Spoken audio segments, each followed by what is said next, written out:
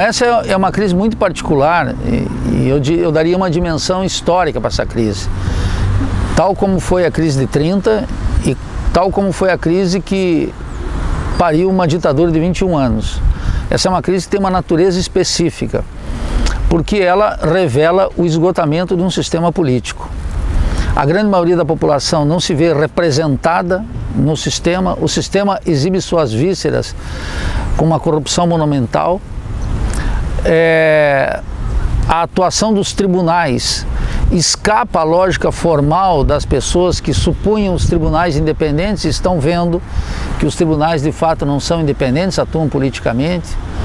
O Congresso Nacional é um covil de ladrões e que, diante de uma debilidade tão evidente, explícita para o homem comum, ainda serve essencialmente para suprimir direitos elementares, né, como suprimir a Previdência Social, como supressão da legislação trabalhista e como a perenização da República Rentista.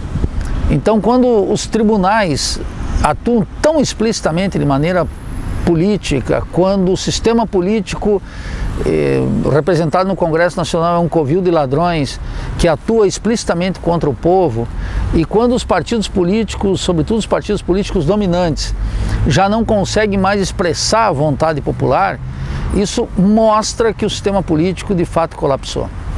Mais importante ainda, Elaine, esse sistema político colapsou porque, ao contrário da ditadura, na transição da ditadura para a democracia, a ditadura estava exaurida como regime político, mas ela pariu uma democracia restringida.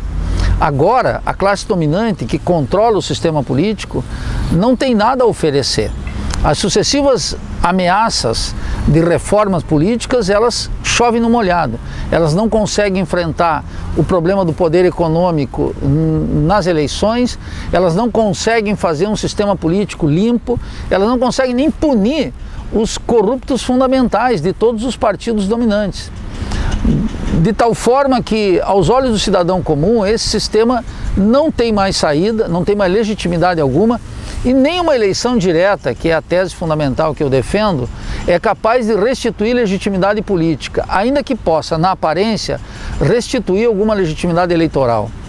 Bem, e esse sistema, fundamentalmente, não tem capacidade de autorregeneração. Daí que essa é uma encruzilhada histórica. Além disso, a crise econômica que nós estamos vivendo, ela significa um retrocesso histórico de dimensões trágicas, porque a classe dominante não pode mais enfrentar a concorrência internacional e criou aqui todas as frações do capital, aquilo que eu chamo a República Rentista. O capital comercial, o capital industrial, o capital agrário, o capital bancário vivem basicamente de uma mega especulação e de um superendividamento do Estado brasileiro. O ano passado, 2016, o Estado brasileiro destinou 1,3 trilhão de reais para efeito de juros e renegociação da dívida pública, e a dívida não faz mais do que aumentar. Então veja que não é que não há recursos no Brasil, é que os recursos estão alocados para isso que o cidadão comum observa como uma ciranda financeira, uma especulação, que é o coração burguês da República Rentista. E a burguesia industrial, que teve seu auge no segundo PND da ditadura do presidente Geisel, ela esgotou a completa capacidade de enfrentar a concorrência chinesa, indiana e, sobretudo, a capacidade industrial dos Estados Unidos.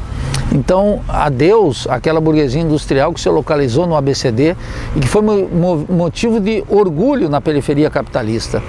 Essa nova situação da economia mundial, ela impede que esses países que tiveram um surto industrializante mais ou menos vigoroso nos anos 70 e 80, não existe mais essa possibilidade. E, portanto, a supressão dos direitos se tornou um imperativo para as classes dominantes. E o caráter parasitário das classes dominantes, das distintas frações do capital, também coincide, portanto, uma crise econômica gigantesca com uma crise política em que a classe dominante, de maneira unitária, pretende jogar o povo num abismo social. Bom, eu costumo dizer que essa disputa, ela não é uma disputa de 100 metros, ainda que a correlação de forças tenha mudado radicalmente favorável ao protesto popular, ao contrário do que muitos supõem, que está mais adverso. Eu vou explicar por quê. Ela é uma disputa maratônica, nós estamos disputando uma maratona. E a lentidão histórica brasileira nos ensina que é preciso uma persistência muito grande, em especial lucidez nesse período de crise. Então o que nós temos hoje no Brasil? O protesto popular emergiu com força nas ruas. Observe o cenário de 2 anos atrás. O cenário de 2 anos atrás era uma ofensiva liberal nas ruas contra um governo acuado da presidente Dilma, paralisado diante da corrupção, incapaz de combatê-la até o fim, até o fundo, aplicando um ajuste de natureza fundo monetarista, que o corrupto do governo Temer levou às últimas consequências, mas foi iniciado na gestão da presidente Dilma e que foi destituída sem nenhuma convocatória do povo para defendê-la. O povo assistiu pela televisão, o que mostra o compromisso do petismo com a classe dominante. O problema do petismo é não mobilizar o povo, ou mobilizar o povo numa luta de resistência destinada a pavimentar uma volta eleitoral de Lula em 2014. Bem, nas ruas o que está acontecendo? Nas ruas emergiu o protesto popular que tirou o sindicalismo da letargia que ele se encontrava. Todas as centrais sindicais agora têm que lutar para manter seus direitos elementares e despertou uma ampla possibilidade nas juventudes, organizações populares que perderam aquela consciência ingênua segundo a qual um governo eleito com alguma simpatia, com alguma legitimidade poderia resolver nossos problemas. O povo está novamente em movimento. E esse é o dado positivo e vai continuar em movimento enquanto a classe dominante não encontrar uma saída satisfatória. E ela não tem condições de encontrar uma saída satisfatória. Daí que o protagonismo popular vai ganhar inconsistência, tem horas que ele se manifestará com muita força, como foi a greve em Brasília dia 24, outras como foi o último protesto que foi de envergadura menor, mas essas oscilações mostram que apenas que a despeito delas o povo está ganhando as ruas e está observando que não pode entregar o seu destino para o político vulgar ou para o político que aparece como esperto costurando esse acordo das elites que está sendo observado e costurado por candidaturas como do Lula e como do Ciro Gomes. Agora, nessa encruzilhada histórica, nós vamos precisar elucidar o que está em jogo. E o que está em jogo não é uma pequena reforma no sistema ou distribuição de política social destinada a combater os mais pobres entre os pobres, ou atender as demandas dos mais pobres entre os pobres. Entre outras coisas, isso não é mais possível porque a chamada austeridade fiscal é uma guerra contra a população, supressão de direitos. E enquanto o rentismo permanecer, não há possibilidade de fazer política pública, de tal maneira que tem que se articular hoje, para termos grandes reformas em favor do povo, reforma agrária, reforma bancária, reforma urbana, auditoria da dívida, a supressão do Congresso Nacional, enfim, uma imensa pauta que está nascendo das ruas, renovando a política. Essas reformas só são compatíveis se nós abrirmos o horizonte daquilo que eu chamo a Revolução Brasileira. Grandes transformações de caráter acumulativo, feito pela pressão popular contra o sistema político, não no seu interior. Isso é muito importante. Só isso poderá devolver no futuro eficácia à política pública que hoje é completamente incapaz de atender os dramas da maior parte da população. Tu tens falado muito na Revolução Brasileira. Caracteriza como seria essa Revolução Brasileira? Bem, é normal que as pessoas reajam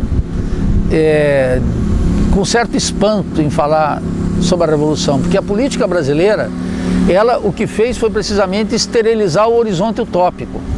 Então, o que comanda a política brasileira é o sentido do político vulgar burguês. E, de outro lado, um certo cretinismo parlamentar, aqueles que acreditam que as grandes mudanças podem ser feitas pelo parlamento. Observe, nós temos parlamentares na esquerda extremamente valiosos, combativos no Congresso e no Senado, mas eles são uma minoria.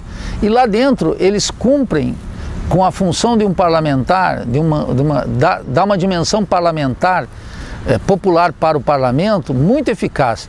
Não obstante, não consegue mover o sistema. Nós, o máximo que fazemos é uma certa denúncia com eficácia e exibir a podridão do sistema, não mais do que isso. A Revolução Brasileira, ela é, em primeiro lugar, a retomada de uma consciência sobre o drama do país, um país dependente, periférico, subdesenvolvido, submetido a uma pressão cultural, um domínio cultural extraordinário e impedido de fazer uma revolução dentro da ordem e contra a ordem. Eu acho que esse é o dado fundamental.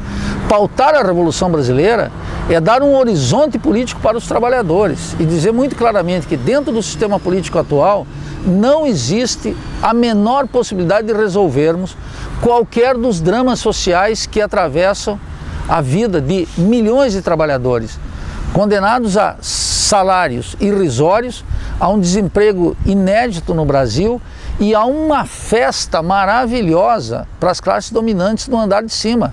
As classes dominantes, os banqueiros, os grandes industriais, os comerciantes, os latifundiários, estão nadando no dinheiro e no privilégio político. E não há justiça capaz de levá-los aos tribunais ou impedir essa sangria de irresponsabilidade política e impedir os privilégios econômicos que se sucedem a cada dia. Um parlamento desmoralizado segue atendendo basicamente os desejos da classe dominante. Então, a Revolução Brasileira, ela atualiza um horizonte utópico que estava completamente relegado ao último plano aqui no Brasil. Então, pautar a Revolução Brasileira é isso. Segundo lugar, a Revolução Brasileira é atualizar as grandes reformas que um governo popular tem que encampar. Um novo governo do Brasil não é um problema só de parar a onda liberal que com corrupção e de maneira destemida ataca o povo, não teme o povo. É preciso agora um governo muito mais do que um governo de resistência, é preciso um governo que abra o horizonte do Brasil para a participação popular e para o protagonismo popular. Um governo que diga muito claramente que essas reformas feitas pela corrupção, movida pelo aparelho televisivo, elas sejam revogadas no novo governo. E não um governo que apareça já legitimando tudo isso que foi feito. Ao contrário, um governo hoje aqui vai ter que dizer claramente que a tarefa fundamental é revogar e colocar esses direitos na ordem do dia. E, em segundo lugar, é enfrentar as reformas estruturais, que não tem mais sentido fazer política no Brasil se for para administrar a crise de maneira menos indolor para as classes populares, porque essa estratégia foi tentada nos últimos anos e ela precisamente fracassou. Ela abriu as portas para uma tremenda ofensiva burguesa, impiedosa com os trabalhadores, corrupta até a medula, que condena o Brasil a ser um anão nas relações internacionais, inexistente no terreno da ciência e tecnologia, incapaz de valorizar sua cultura, incapaz de controlar sua riqueza, que segue sendo produzida e transferida para fora, e assegurando para os trabalhadores um regime de superexploração. Daí a atualidade da Revolução Brasileira. E nós temos que pensar isso coletivamente. Já existe uma intelectualidade que se levanta, abandona o colonialismo intelectual, abandona a timidez, começa a observar a correlação de forças que é nova e é favorável para essa exigência. E nós que estamos na política, aqueles intelectuais honestos, o sindicalista antenado, o estudante combativo, todos esses que estão atuando dentro de um sentido de vanguarda, têm que observar algo fundamental, que é a nota do nosso tempo, que é a nota da nossa conjuntura. Há 2 anos atrás, não existia essa demanda social por uma nova política no Brasil, e um político de novo tipo. E agora essa demanda é real, de tal maneira que há 2 anos atrás nós falávamos para muito pouca gente, e agora nós falamos para milhões. E isso é o dado novo da conjuntura, que vai se afirmar de maneira cada dia mais clara. Tu fala no Estado rentista brasileiro, mas o Estado rentista ele é mundial, né? Como é que um Brasil com um governo de novo tipo, um governo revolucionário, enfrentaria esse processo do rentismo, que é uma tendência mundial? Bem, é uma tendência mundial, mas nós temos que... A tua questão é muito importante, porque, em geral, aquele político vulgar ou aquele crítico prostrado, portanto um não crítico, ele diz, bom, isso é uma tendência mundial. Não é assim na China. A China continua com uma máquina de produção industrial gigantesca, um Estado nacional, controle das fronteiras, projeto cultural próprio e projeto hegemônico no mundo. Tampouco é assim na Índia. E mesmo com um conjunto de contradições, não é assim na Rússia. E sobretudo não é assim nos Estados Unidos. Não é assim na Alemanha, lá na Europa. E veja como o Brexit, que aqui deixou muita gente estarrecida, como se fosse um projeto nosso, né? As pessoas observam a saída da Inglaterra da Comunidade Econômica Europeia como se fosse uma perda pessoal. Isso significa que o poder inglês não vai sucumbir à hegemonia germânica. Então veja que o mundo é um só, está numa tendência geral, mas os países atuam de forma diferente. E o Brasil, precisamente daí entra o tema da soberania e da Revolução Brasileira. A Revolução Brasileira é falar para o mundo que essa conjuntura vai encontrar no Brasil, que é um país que tem uma capacidade muito grande de influenciar a América Latina. Se o Brasil pender para a esquerda, a América Latina se abre para essa discussão. O Brasil não influencia decisivamente os outros países, mas ele altera a correlação de forças. O tema da Revolução Brasileira mostra que na periferia capitalista latino-americana nós podemos ter um país e um projeto político que se soma aos ares do mundo. Os ares do mundo não é de prostração. Os ares do mundo, como diz o poeta chileno, ele não é um ar que é quente em todos os lados. Ele é quente, ele é frio, ele é morno. Ele atua de acordo com as montanhas, com a geografia de cada país. E nós temos que entender isso. Aqui, em geral, a ideologia burguesa ela diz que essa é uma tendência mundial. Quando diz isso, é para deixar exatamente nós no grau de prostração, falta de imaginação que hoje governa o Brasil. Mas o Brasil despertou essa crise, não admite mais uma solução de apaziguamento, uma solução de conciliação, como a classe dominante sempre deseja e, lamentavelmente, sempre realiza. Essa crise, ela tem essa característica explosiva que vai ocorrer dentro da lentidão brasileira, mas já está em curso. Então a Revolução Brasileira não é algo que o intelectual tira da cabeça e coloca para o povo. É algo que o intelectual tira do povo e formula teoricamente. E daí a única serventia dos intelectuais e dos políticos e dos sindicalistas realmente comprometido com estabelecer uma vanguarda, que é uma vanguarda que antecipa aquilo que o povo já vive, mas que as maiorias ainda não percebem como consciência crítica. E esse é um momento muito especial e por isso que esse é o momento da Revolução Brasileira. A ideologia trabalha muito com a ideia de que se o Brasil segue um caminho de soberania, de nacionalismo, de poder popular, vai entrar nesse rolo de destruição que os Estados Unidos sempre promove, como promoveu nos países árabes e agora na Venezuela. O que tu diria sobre isso? Bom, primeiro eu fico satisfeito que o tema do imperialismo e da dominação global começa a aparecer mesmo quando tem esse sentido perverso, né?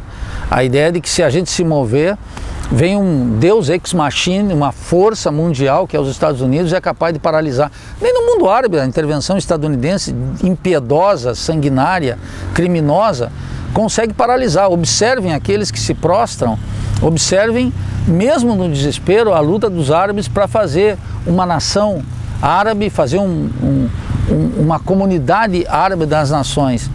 E tampouco consegue dominar completamente os Estados Unidos, consegue dominar completamente a Europa. E tem que fazer acordos com a China. E tem, como mostrou essa semana mesmo, um presidente tão desqualificado e perigoso como Donald Trump, ir lá beijar a mão de Putin, porque a Rússia jamais vai ceder como a classe dominante da América Latina cede.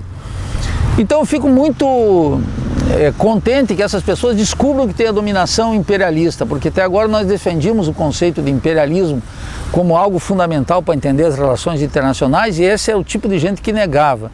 Agora já admite. Eu acho que é um passo em relação à consciência crítica, ainda que carregada com o peso da consciência ingênua.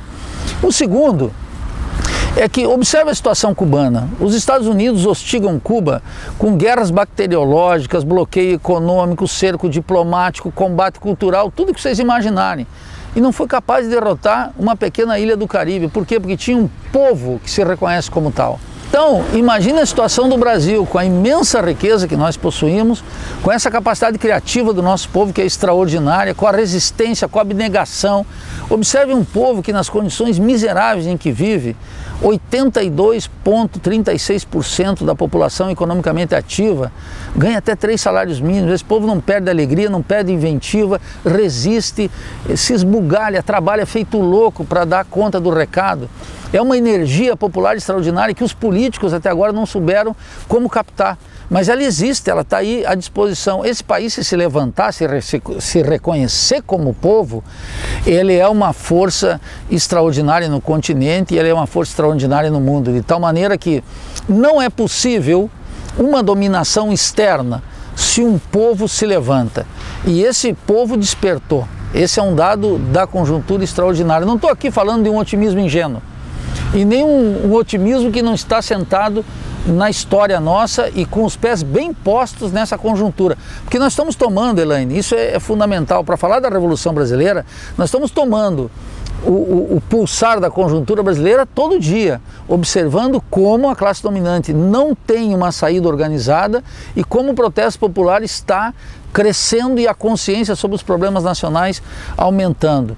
Não temos o que temer. As lições históricas revelam que as nações imperialistas, o caso dos Estados Unidos, por exemplo, podem muito, mas eles não podem tudo, eles fazem política sob circunstâncias. Os Estados Unidos estão metidos numa crise econômica considerável, numa crise política muito grande, e o protesto lá dentro dos Estados Unidos emergiu com força depois de Obama. Trump está sendo discutido no Congresso estadunidense, que é um Congresso ultradisciplinado e controlado pelos monopólios, está sendo discutido o impeachment. E a vulnerabilidade desse governo Trump é extraordinária. E não é só do Trump, é do sistema político estadunidense. Mas no Brasil se analisa muito pouco os Estados Unidos. Isso é uma lástima, né? Se estuda pouco o imperialismo. A elite gosta de ir para Miami e ir para Disney World, mas não analisa o sistema político estadunidense. É uma lástima. Mas nós estamos pendentes disso também.